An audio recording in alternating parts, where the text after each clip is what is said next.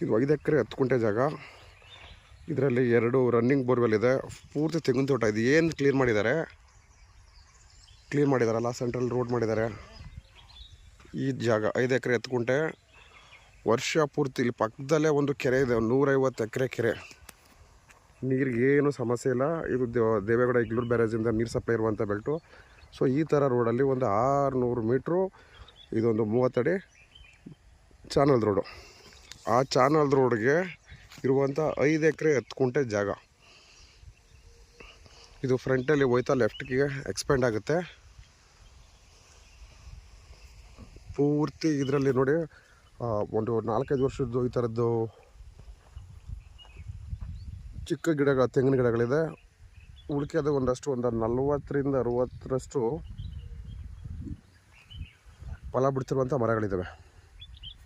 So ಇವ್ರು ಯಾರೋ seller ಅಳತೆ ಅದ್ಬಸ್ತೆಲ್ಲ ಮಾಡಿಸಿಟ್ಟಿದ್ದಾರೆ. ಇದಕ್ಕೆ ಎಂಟ್ರೆನ್ಸ್ಗೆ ಇಲ್ಲೊಂದು ಸಿಮೆಂಟ್ ಸ್ಲ್ಯಾಬ್ ಹಾಕ್ಕೊಬೇಕು.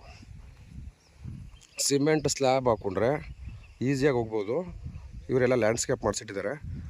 ಇದು ಕಾರ್ನರ್ ನೋಡಿ, ಇಲ್ಲಿ ಚಾನಲ್ ನೀರು ವರ್ಷ ಪೂರ್ತಿ ಇರುತ್ತೆ.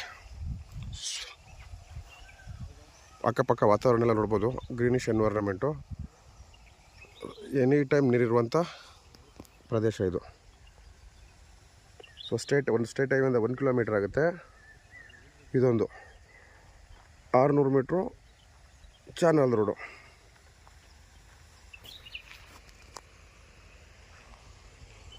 ಇದು 5 ಎಕರೆ 10 ಗುಂಟೆ. ಸೊ ಲ್ಯಾಂಡ್ ಇಲ್ಲಿಂದನೇ ಸ್ಟಾರ್ಟ್ ಆಗುತ್ತೆ. ಇದ್ಕೊಂಡು ಸಿಮೆಂಟ್ ಸ್ಲ್ಯಾಬ್ ಹಾಕೊಬಿಟ್ರೆ ಒಳಗಡೆ ವೆಹಿಕಲ್ ಆರಾಮಾಗಿ ಪಾಸ್ ಆಗುತ್ತೆ. ಮ್ಯಾನೇಜರ್ ಫಾರ್ಮ್ ಲ್ಯಾಂಡ್ ಮಾಡ್ತೀನಿ ಅನ್ನೋರಿಗೆ, ಅಥವಾ ಲಾರ್ಜ್ ಸ್ಕೇಲಲ್ಲಿ ವ್ಯವಸಾಯ ಮಾಡ್ತೀನಿ ಅನ್ನೋರಿಗೆ ವರ್ಷ ಪೂರ್ತಿ ನೀರಿರುತ್ತೆ. ಒಳ್ಳೆ ಬೆಸ್ಟ್ ರೇಟಲ್ಲಿದೆ. ಇದು ಮದ್ದೂರು ತಾಲೂಕು, ಬೆಂಗಳೂರಿಂದ ಇಲ್ಲಿಗೆ ನಿಮಗೆ 80 ಕಿಲೋಮೀಟ್ರ್ ಆಗುತ್ತೆ ಆನ್ ಮೈಸೂರು ರೋಡು. ಇಲ್ಲಿ ಸ್ಲ್ಯಾಬ್ ಹಾಕೋದ್ರಿಂದ ಹೊರಗಡೆ ಹೋಗೋಕ್ಕಾಗ್ತಿಲ್ಲ, ಕೆಂಪು ಮಣ್ಣು. ನೋಡಿ ಸುತ್ತಲೂ ಎಲ್ಲ ಈ ಥರ ಗ್ರೀನ್ ಎನ್ವೈರನ್ಮೆಂಟ್ ಇದೆ ಅಂದರೆ ಅರ್ಥ ಮಾಡ್ಕೊಳ್ಳಿ, ನೀರಾವರಿ ಇದೆ ಅಂತೇಳಿ. ವರ್ಷದಲ್ಲಿ 3 ಬೆಳೆ ತೆಗಿತಾರೆ ಇಲ್ಲಿ ರೈತರುಗಳು, ಭತ್ತದ ಬೆಳೆ. ನೋಡಿ ಇಲ್ಲೂ ಕೂಡ ಒಂದು ಚಿಕ್ಕದೊಂದು ಚಾನಲ್ಲು.